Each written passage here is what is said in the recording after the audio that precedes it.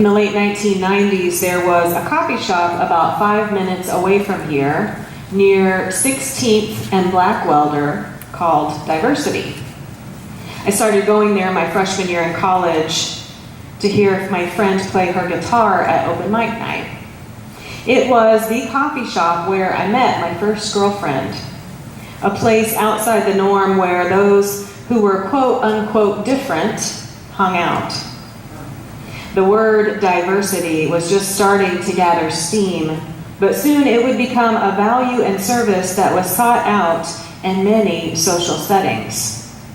Fast forward 8 years to 2008. It was right after our country elected its first African American president.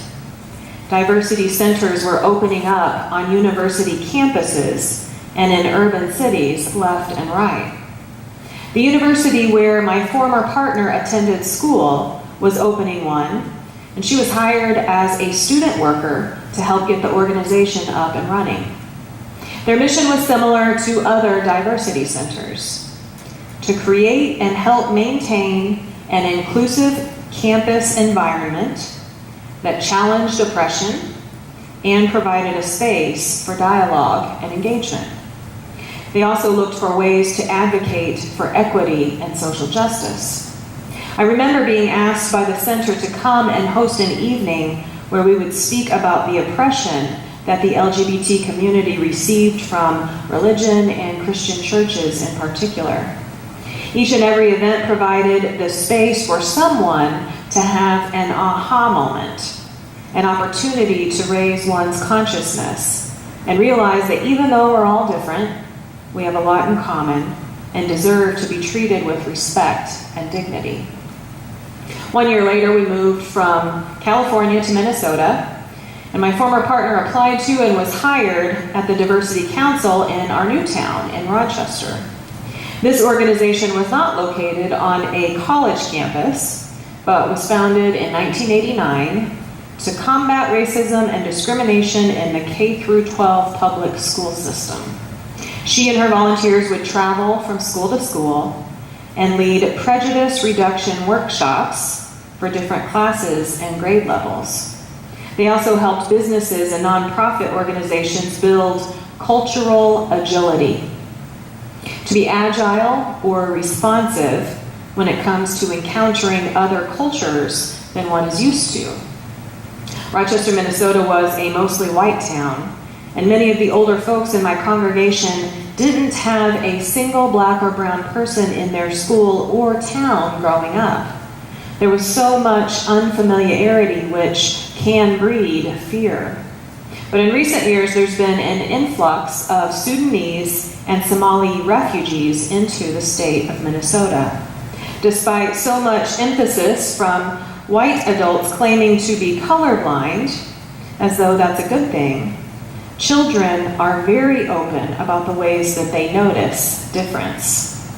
Being able to talk about the ways that we are different and alike as we grow up is a healthy way to reduce prejudice. If we say we're colorblind, then we're saying we don't notice or appreciate the beauty of different cultures and ethnicities. My partner was a butch-looking woman from the Philippines. She had short hair, brown skin, and dressed in what others would call men's clothes. Many of the children in Rochester had never seen someone like her, so it was helpful for kids to learn that there are many different places that we come from all over the world, and many different ways that we dress and express our individuality. Last year, a diversity center opened up right here in Oklahoma City, down the road from us, on 39th Street in the neighborhood.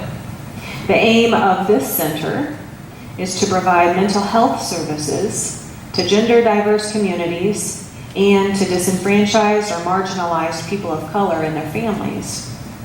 By definition, diversity means a range of different types of things. It means having variety. And from the vast variety of living creatures around us, there is no doubt in my mind that God values and believes that variety and difference and diversity is a good, necessary, and healthy thing. Variety and diversity are literally what keeps all living species existing. If we were all exactly the same, we would have been wiped out a long time ago by this or that disease or bacteria. In the stock market, they call it diversifying your portfolio. If you have all of your money in the same bucket and something happens to that one bucket, then you've lost everything. Diversity and variety are valued in so many areas of our lives. Variety of food choices, the colors, shapes, and smells of flowers and plants, the many options for clothing styles, and variation in music genres. But for some reason, when it comes to people, many initially opt for sameness, sticking around people who aren't that different from themselves. This does make sense. We understand ourselves, and therefore are more at ease with those who go to our same school, live in our same neighborhood, eat the kinds of food we eat, and look more or less similar to us. But if we stay that way, not venturing out to learn about and include more of the diverse world into our little bubbles, things like white supremacy marches in Charlottesville, Virginia, begin and continue to happen. I have a clergy colleague in Seattle, Washington this week who helped someone take down a sticker from a light post next to his church. The sticker said, "Diversity is code for white genocide." That's not literally true, of course. No one is trying to kill all of the white people, but it appears that some think God's variety in creation is threatening their own existence, or that including God's variety of creation within their schools and school systems and workplaces and churches and positions of power is threatening to the stronghold of power that they have over all these arenas in society. The thing is, they're right.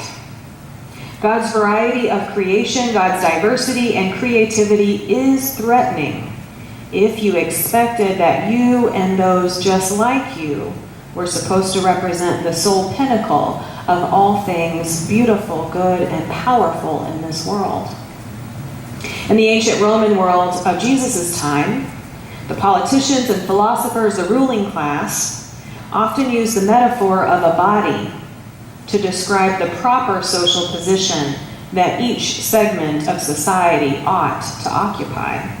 Of course, those in power compared themselves to the head of the body, saying that each body needs strong leadership in order to point civilization in the right direction. The head is the ruler of the body, so the wealthy elite with the correct heritage, of course, are in the best position to make all the decisions for the rest of the body. The hands and feet play an important role, but mostly because the body needs the hard grunt work to get done. And the elite, who described themselves as the head, thought that work was best done by those they deemed to be of a lower class, also known as someone who doesn't look like me. The Apostle Paul draws on the same metaphor in 1 Corinthians. But instead of elevating the position of the head, he takes an opportunity to point out that although each part plays a different role, that does not make any part of the body less honored. And it certainly does not call for abuse in any part of the body. Each part must be respected and cared for by every other part. Paul teaches that all parts of the body belong to the same body. If the body were all eye, what would happen to hearing? If it were all ear, what would happen to our sense of smell? If all the parts were alike, where would the body be? The head cannot say to the feet, "I do not need you." Those members of the body which seem less important are in fact indispensable. As a kid, did you ever try to draw a picture of God? Did your picture of God end up looking like you? Or like someone you knew who had a lot of power in your life? In one of the two creation stories in Genesis, the author says that humankind was created as God's reflection. Imagine trying to draw a picture of God which included the likeness of everyone in the world. Or a picture of God that included the likeness of all creation. Many people shy away from the book of Revelation because it includes scary images and visions that don't always make sense to us. But our text from Revelation today brings me much satisfaction and hope. Many believe the book was written by the Apostle John, the son of Zebedee, about 60 years after Jesus' death. It was during an intense time of Christian persecution when Roman authorities were beginning to enforce emperor worship. Christians believed that Christ, not Caesar, was Lord, and the author believed that Christ would soon be returning. Thus, the tone of the book is apocalyptic. There's much symbolism in the writing, and our reference for today comes from the 7th chapter. The author has been given a vision of what will happen in the future.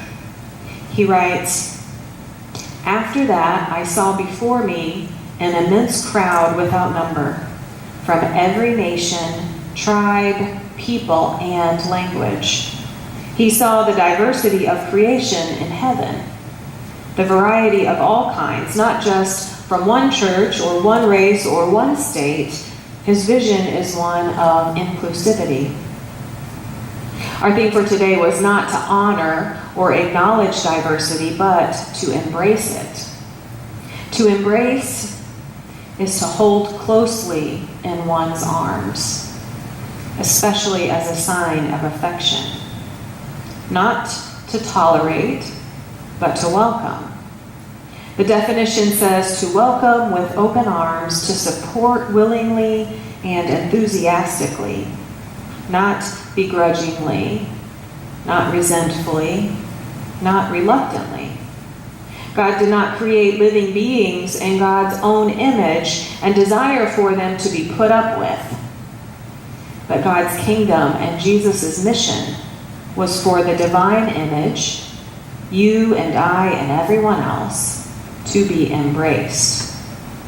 Wouldn't it be great if one day all the diversity centers went out of business because they had become irrelevant and no one needed to be taught to welcome all of God's variety in creation because it had finally become a reality? What if you didn't need a special coffee shop in order to meet someone considered different, because everyone was welcome, included, and safe in every single public gathering space? What if some white supremacists decided to throw a so-called free speech rally in Boston, let's say, and only a few dozen showed up to fight for a monopoly of power by white folk, but then over 100,000 of God's diverse humanity showed up to march in peace and inclusion and equality for all? We are getting there, and that day will come even closer when we commit to being the church, to being the body of Christ, where all parts are honored and revered. Be the church, embrace diversity. May it be so. Amen.